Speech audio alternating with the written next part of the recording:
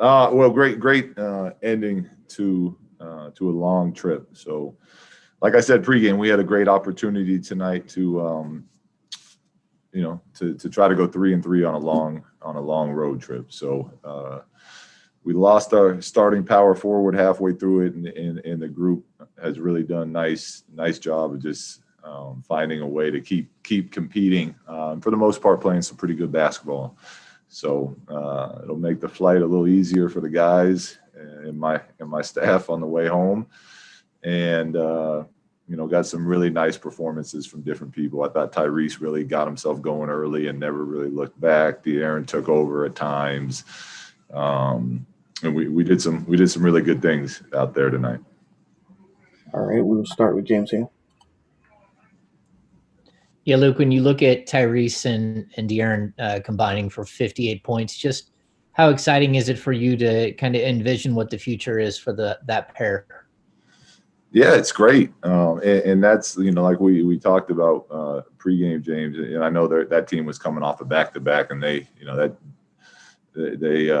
might have been a little tired, but those are them playing against some guys that are pretty similar in age as them. So to me, as we continue to grow this thing and we continue to move on in this journey, and our players get stronger and turn into vets themselves, it's exciting to see what that can look like. And I thought tonight was a really good example of that.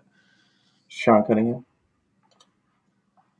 Yeah, Luke, you see examples of rookie players every year who some people call it hitting the rookie wall. And I don't even know if that's fair with Tyrese because it was coming off of injury, but he had obviously been pretty critical of himself. How do you see just him and the way he handled some of those rough moments building up to a night like tonight?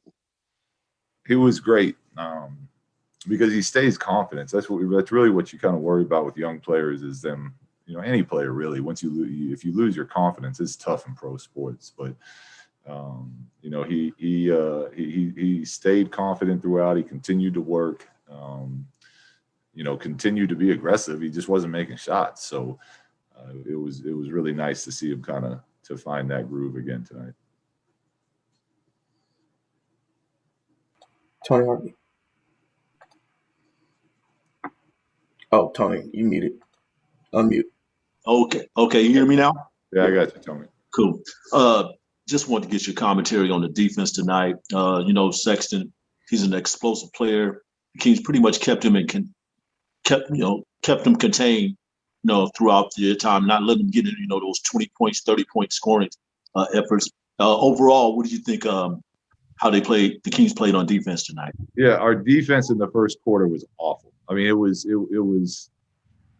really. I mean, it's what it's unfortunately been like too often this season. And it's what we keep talking about, and it's what we have to understand needs to get better as far as teams feeling us and pick and rolls and our shell defense being more active. And I thought after that first quarter, the guys really did do they did a much better job for the remainder of the game.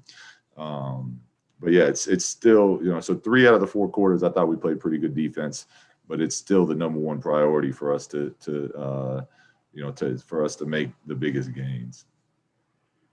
Jason Jones. Look, you kind of touched on it already, just about where the team has been over the last few weeks. Given where you were a month ago, how the team was struggling before the break, how good does it feel to go 3-3 on a East Coast trip, and especially with the trade deadline, everything going around where guys could easily be distracted? Yeah, it's like I said, the team's in a good place right now, and I think they're playing some pretty steady basketball. And it's a lot of times you'll take 3-3 on a road trip, and I'm proud of the guys for, even with all those distractions, and like I said, losing Marvin halfway through this thing, and Tyrese being on a minutes restriction pretty much the whole time. Like, they've done a nice job of, even when we have hiccups and lose a game, or we don't play the way we feel like we should be, coming back and responding. So yeah, I'm pleased with the road trip for sure. Crystal Saltis. Hello, coach. Congratulations on the win. After the tough loss against the Sixers, your players responded tonight with a great win, and especially on defensive effort. How satisfied you are about that, about the way that your players responded, and how enjoyable for you is to coach players like De'Aaron Fox and Tyrese Haliburton? They're great to coach. They're a lot of fun to coach. They're very intelligent basketball minds. So you can have you can have good conversations and whatnot as far as where we're trying to go and how we're going to get there. They both have very bright futures, and I'm not surprised that they bounced back after that Philly game. These guys. These guys have done that, throughout my time here, where it's they can go one way, and they normally show up and find a way to get the job done. And like I said, guys, look, they're playing they're playing pretty steady basketball right now. Sean Cunningham. Yeah, De'Aaron this year has really shown a knack for getting into the paint and getting a lot of his scoring there. How much of that is a progression of just what he's been able to do this season? And also, is there a benchmark? You guys get 60 tonight. Is there kind of a benchmark before games where you look at that and go, if we can get this mark, this is an acceptable mark for us? Well, I think it's for De'Aaron. It started with he's gotten a lot stronger this off season, and then kind of maintaining that throughout the season so far. He's getting to his spots. The game feels like, at least when he's playing like he was tonight, that it's, it's slowing down for him. And that's really, really exciting to see, especially for a point guard that's his age. The number of the points in the paint there's not really a set number. It's more about making sure we're attacking that paint all night. And because there's some teams that their top priority is taking paint away. So they'll send 2-3 guys in there. And if that's the case, we don't want to force it over them. We want to look to kick out to our shooters. So there's not really a set number. It's more the eye test as far as how it looks, as far as, are we getting into the paint? Are we attacking? Are we drawing 2 or 3 guys? And tonight I thought we were on the offensive end. Jason Anderson. Hi, Luke. Nice win. Buddy has really shot the ball well lately. He's over, I think, 43% in March. And what are you seeing there? Why has he been able to get those percentages up above where they were a little bit earlier? Yeah, he's an extremely hard worker. He's an extremely talented shooter.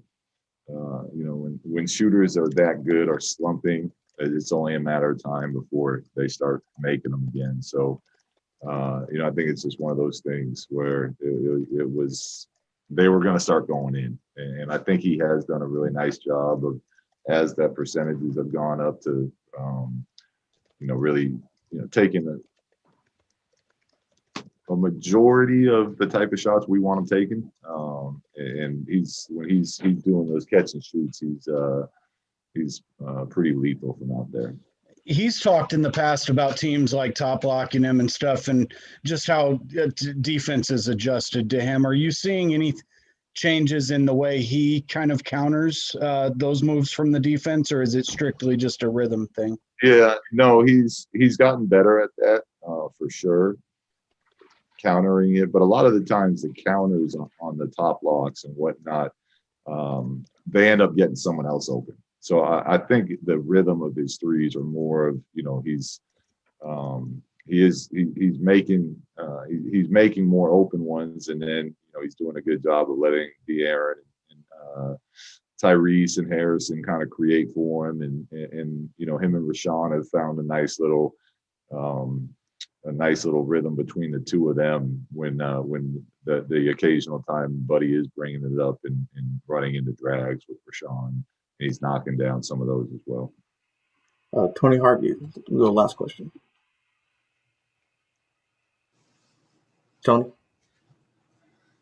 Oh, I think he froze.